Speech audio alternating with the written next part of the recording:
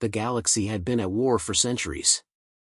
A coalition of powerful species, each with their own war fleets and advanced technologies, had struggled to stop an enemy known only as the Voidborn. These ethereal beings were almost beyond comprehension, semi-organic, semi-ethereal entities that drained the energy from entire planets, reducing once thriving worlds to husks of their former selves. Their relentless assault had pushed the galaxy to the brink of collapse. And yet, humanity, despite its relatively primitive technology, was about to play a pivotal role in this galaxy-spanning war. Arya Caldwell, a seasoned human diplomat, stood in the center of a colossal chamber, preparing to speak before the galaxy's most powerful leaders.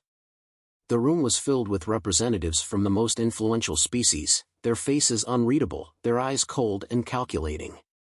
They had all gathered for what was supposed to be the last hope for the galaxy, a summit to discuss a unified strategy against the Voidborn. Every planet, every species had its stake in this war, and yet no one seemed to agree on a single plan. As Arya gazed around the room, she couldn't help but feel small, despite the monumental task ahead of her. Humanity, with its modest fleet and technological limitations, had been relegated to the periphery of the galactic war. Earth's role had been little more than symbolic support. For the other species, humanity was a footnote in galactic history, young, untested, and far too naive to truly grasp the scale of the conflict.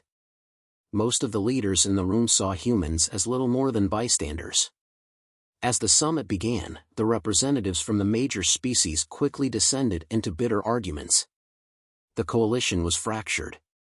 Some wanted to fight back with brute force, using overwhelming firepower to annihilate the Voidborn. Others argued that the only hope lay in understanding the enemy and studying their weaknesses. There were those who believed the only way to win was to abandon entire sectors of the galaxy, leaving planets to be consumed in order to buy time for others to survive. The war was becoming a series of political maneuvers, each species looking out for its own interests, while the Voidborn continued their relentless advance. The stakes had never been higher, but no one could agree on the next step. The galaxy was teetering on the edge of destruction, and every day the Voidborn grew stronger, their power unyielding. Arya took a deep breath. It was her turn to speak. She had been thrust into this position against her will. A last-minute addition to the summit, representing humanity, after a long series of failed negotiations with the larger factions. She wasn't a war strategist or a general. She was a diplomat, someone who understood people, who could navigate the intricacies of communication and persuasion. It was this skill, her ability to see beyond the immediate hostility and look for common ground, that had brought her here. But even she didn't know if that would be enough.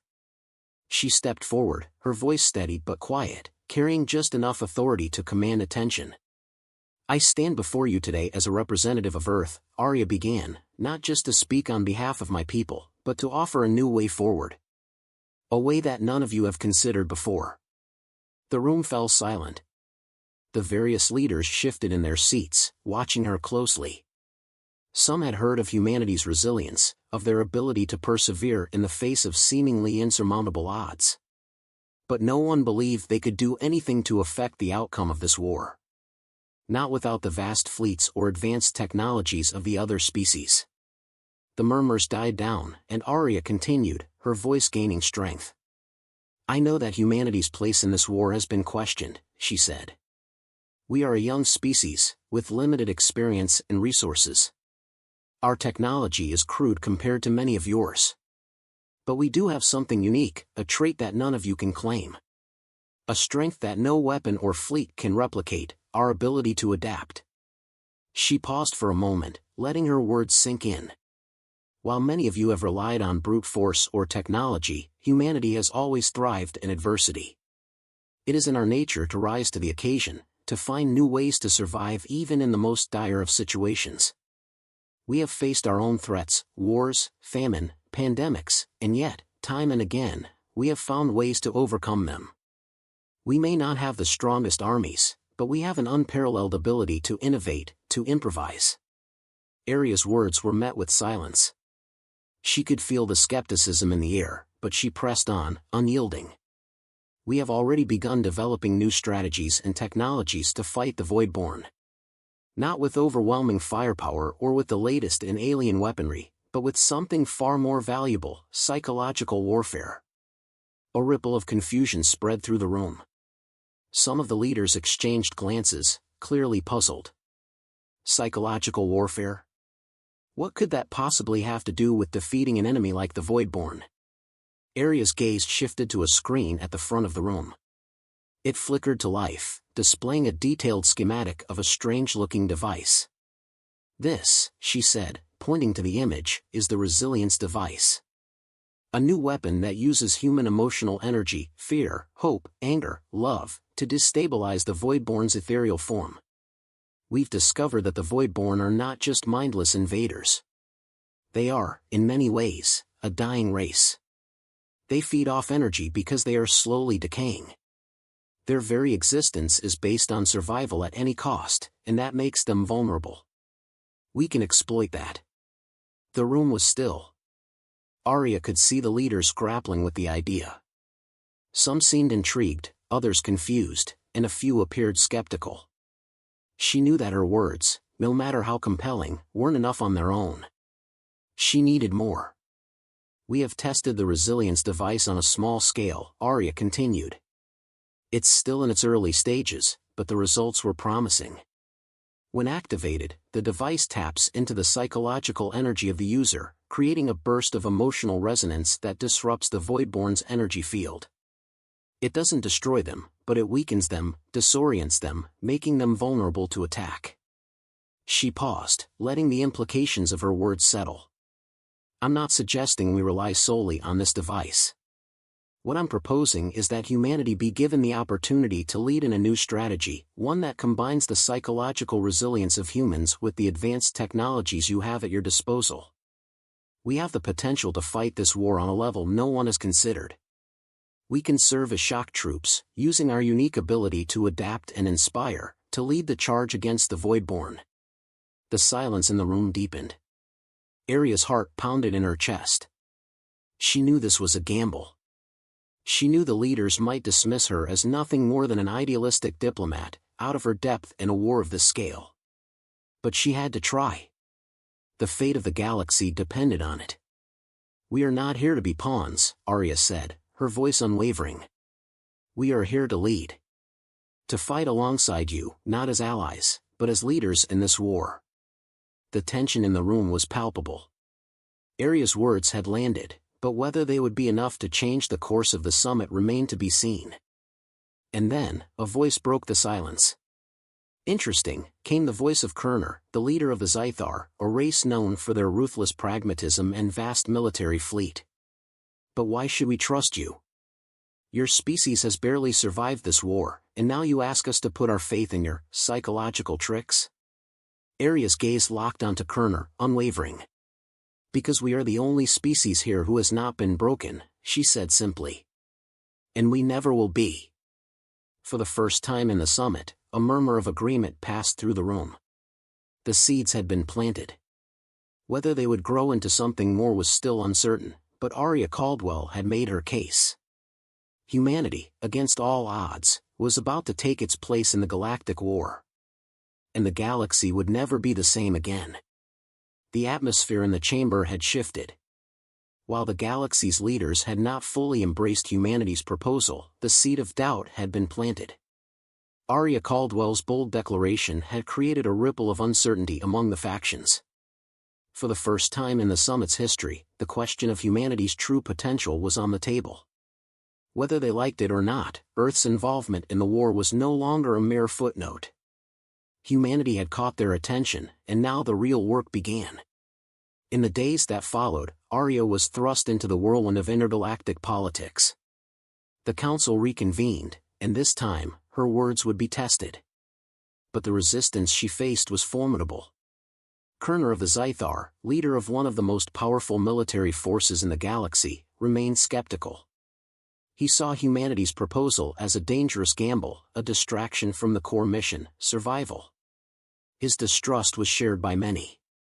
The Arcturian Federation, known for their technological supremacy, doubted the effectiveness of a weapon based on human emotion. Their fleets were equipped with weaponry that could obliterate entire planets, and they saw no reason to change their approach. Humanity's emotional resilience is a myth, Kerner had stated bluntly during one of the many strategy sessions. We need firepower, not philosophy.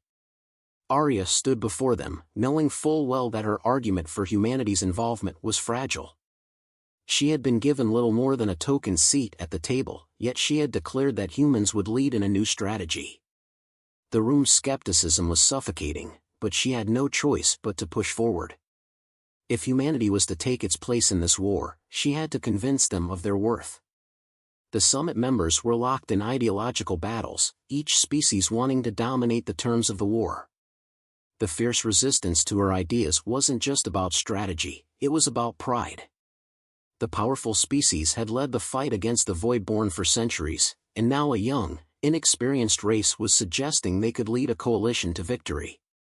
Arya knew she had to go beyond just arguing for humanity's value, she had to prove it. To this end, she gathered a team of human engineers, military tacticians, and psychologists, determined to develop the resilience device into something more tangible. It wasn't enough to talk about potential, humanity needed to show its worth through results.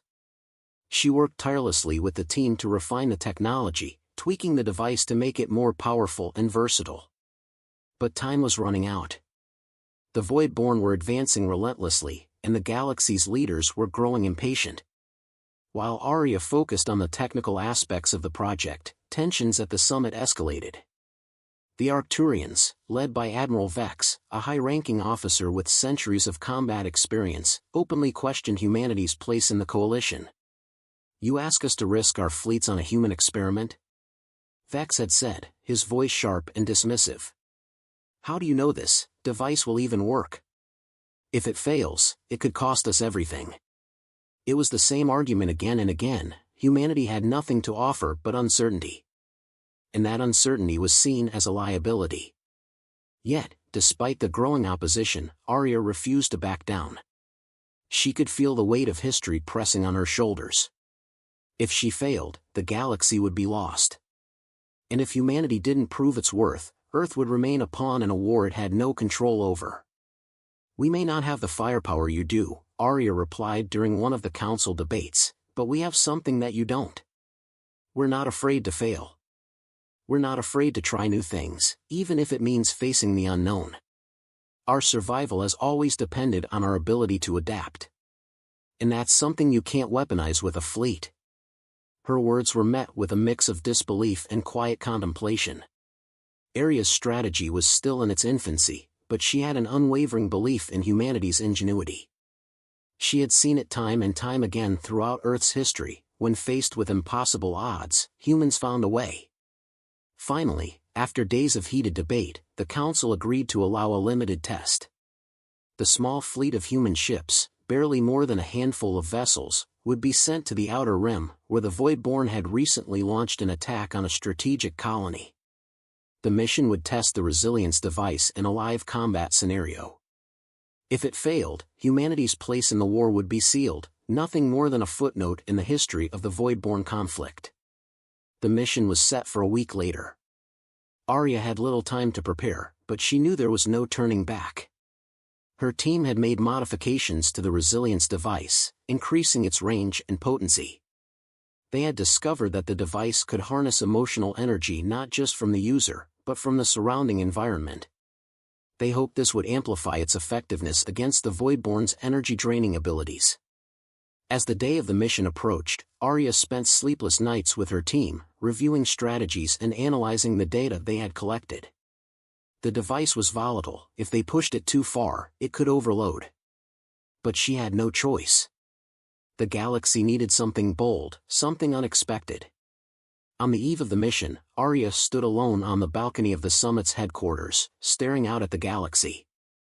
The stars twinkled in the distance, a vast, empty expanse stretching beyond her comprehension. For a moment, the weight of it all seemed unbearable. Earth was just a speck in the grand scheme of things, a fragile planet in a war that seemed unwinnable.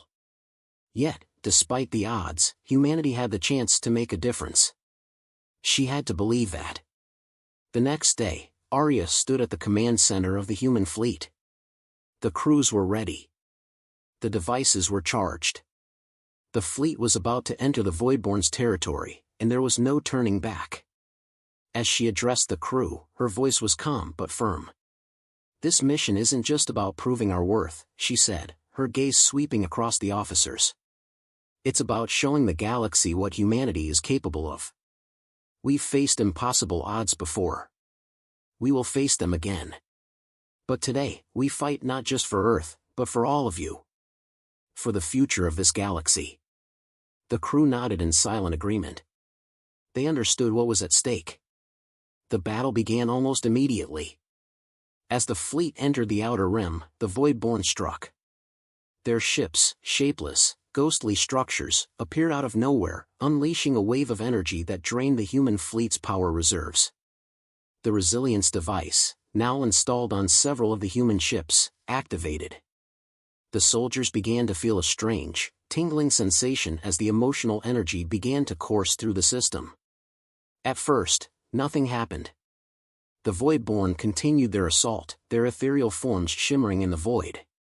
But then, something shifted. The emotional resonance from the human crew, their fear, their defiance, began to interact with the Voidborn energy. The creatures, usually impervious to conventional attacks, faltered. The energy-draining effect weakened, and the Voidborn began to experience disturbances within their own form. It was working. But it wasn't enough. Arya's heart raced as she realized they had only scratched the surface. The device was powerful, but it needed to be amplified.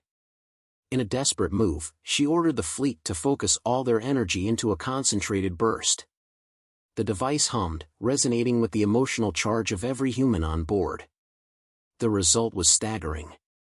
The Voidborn ships, once unyielding, began to flicker, their ethereal forms destabilizing. For the first time, they were vulnerable. Arya knew this was the breakthrough they needed. The battle wasn't over, but humanity had just proven its worth. When the mission ended, the Voidborn had retreated. The resilience device had worked. And with it, humanity had won the respect of the galaxy's leaders. Arya Caldwell had not only secured humanity's place in the war, she had changed the course of history. The results of the test were nothing short of miraculous. Humanity had, against all odds, demonstrated that it could make a tangible difference in the war against the Voidborn. The resilience device had proven itself, and the Voidborn had faltered for the first time in centuries. But the victory, while monumental, was just the beginning. As the galaxy's leaders gathered to discuss the next steps, the pressure on Arya Caldwell and the human delegation mounted. The immediate aftermath of the battle left the galaxy in a state of shock. The leaders of the various species struggled to process the implications of humanity's success. The council chambers buzzed with conversations, debates, and a mixture of awe and suspicion. While the Voidborn had been forced to retreat, the galaxy's political landscape had changed irreversibly. No one could deny that humanity had earned its place at the table, but the question remained, what would the galaxy do with this new power? The Arcturian Admiral Vex was the first to speak after the victory. His voice, once filled with skepticism, now carried a note of grudging respect. "Humanity has done something we thought impossible," he said, his words slow and deliberate. "But we are still far from victory. The Voidborn have retreated, but they are not defeated. And your device, while promising, is still untested on a larger scale. We need more than one success to tip the balance of this war." Arya nodded, understanding the gravity of the situation. The Voidborn had only been driven back temporarily. Their ability to adapt and evolve meant that the battle was far from over. But humanity had proven that they could lead, and that was a crucial first step. "We're not asking for blind trust," Arya said, addressing the room. "What we're asking for is the chance to fight alongside you, not as subordinates, but as equals. Together, we have the potential to turn the tide, not just with technology, but with strategy and resolve.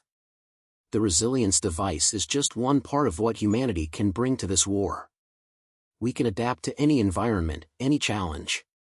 We've done it before. The council was still, each leader considering her words carefully. Kerner of the Zythar, still unconvinced, leaned forward, his red eyes fixed on Arya. "You speak of adaptation," he said, his voice laced with suspicion. "But what about the cost? What if your device fails on a larger scale? What happens then?" Arya's gaze met Kerner's without flinching. "Then we adapt again. Humanity has faced failure before, and we've always found a way to overcome it. That is our strength. We don't give up." The room was silent. For the first time, the leaders of the galaxy were grappling with a truth they had long ignored: humanity, despite its youth, had proven it could think outside the box. And it wasn't just about the resilience device. It was about how humans approached problems. Their ability to rally together, to inspire others in the face of insurmountable odds, was something the galaxy had never seen in any other species. The other factions might have advanced technology, but they lacked the drive, the will to fight that humans possessed in abundance. Arya had made her case, and the weight of her words lingered in the air.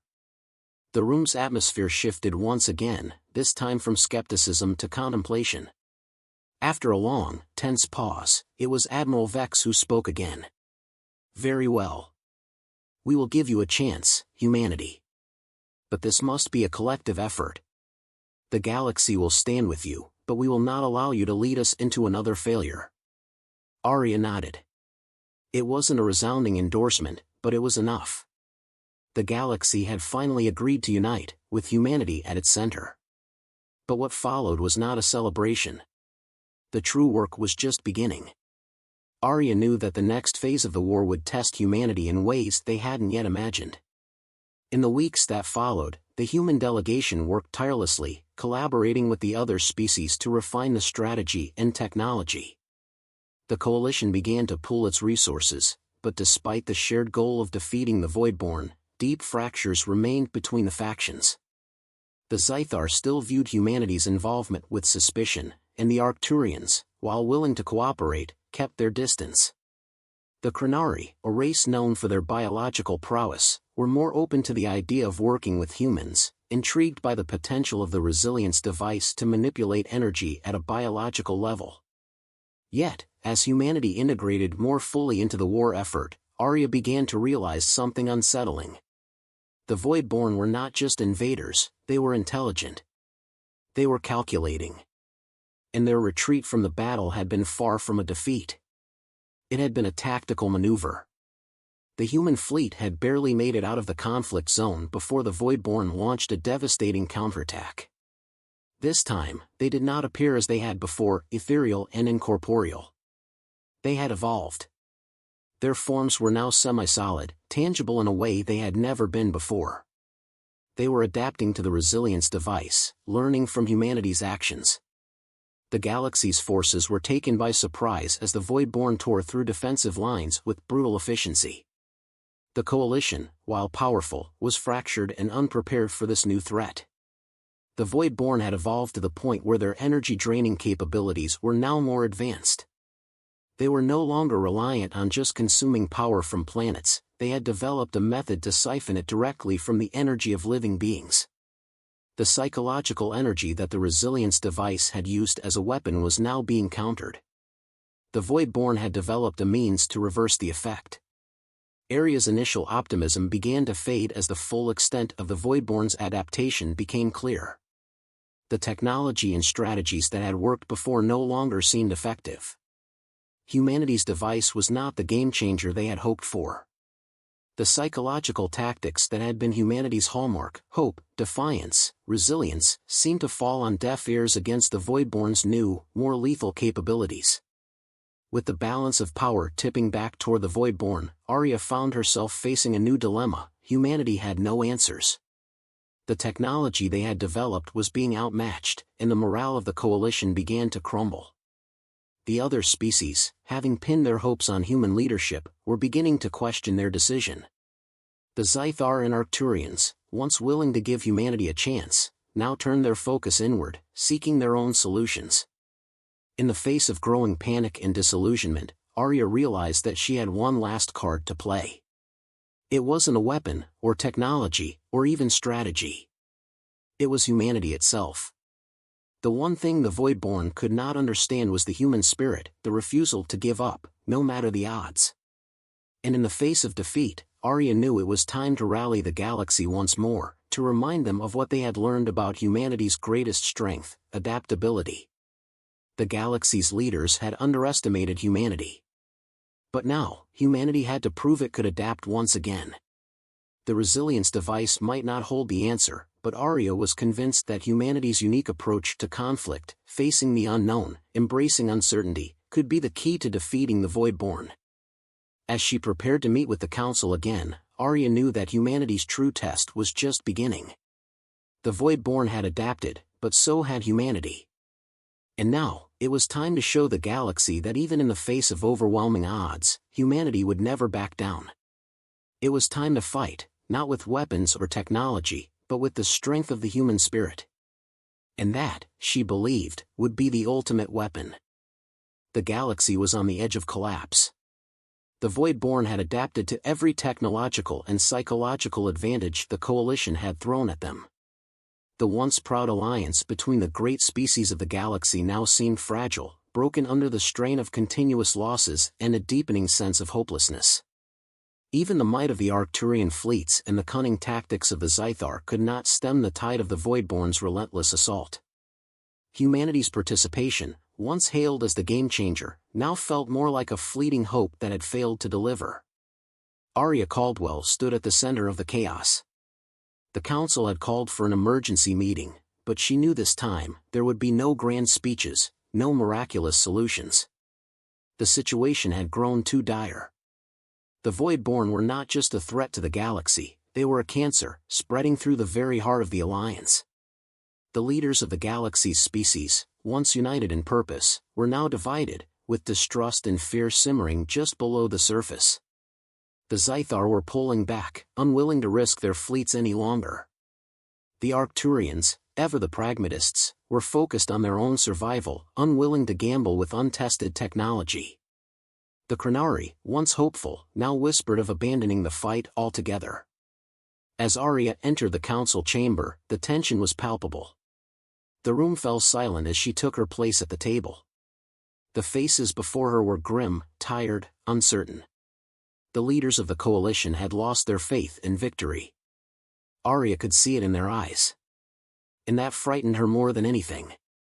There were no more strategies, no more speeches, no more devices to unveil. The galaxy's champions had no idea how to fight a foe that seemed to evolve faster than they could adapt. The silence stretched on, until finally, it was Admiral Vex who broke it. "We are losing," he said flatly. "The Voidborn have adapted to everything we've thrown at them. Our fleets are in retreat, our forces are scattered. There's nothing more to be done." Arya had expected this. She had known for days that the coalition would reach this point, the point of surrender. The point where hope died. But she refused to let it take root. The galaxy's champions might have lost faith, but humanity had not. She had watched Earth face destruction before and rise from the ashes. The Voidborn were no different. "There's always something to be done," Arya said, her voice steady despite the storm swirling inside her. "The Voidborn may be adapting, but we are not without options. I've seen humanity survive impossible odds before. This is no different." Kerner, who had remained silent until now, snorted derisively. "You continue to speak of human spirit, but it will not win this war. We need a solution, not a slogan." Arya met his gaze. "The Voidborn think they know us, that they understand how we fight. But they don't. They never have. That's their mistake." The room fell quiet again. Arya's words hung in the air like a challenge. The Voidborn had underestimated humanity's adaptability, but it wasn't just humanity's technology or emotions that could turn the tide, it was their creativity, their willingness to embrace the unknown, to find new ways to fight when the old ones failed.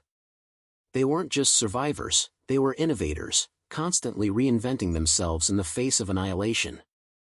"We have to think differently," Arya continued, pacing slowly in front of the council. We've been trying to fight the Voidborn with their own tactics, head-on confrontations, weaponry, and devices. But we're not dealing with a traditional enemy. The Voidborn are not a species, they're a concept, an evolving force.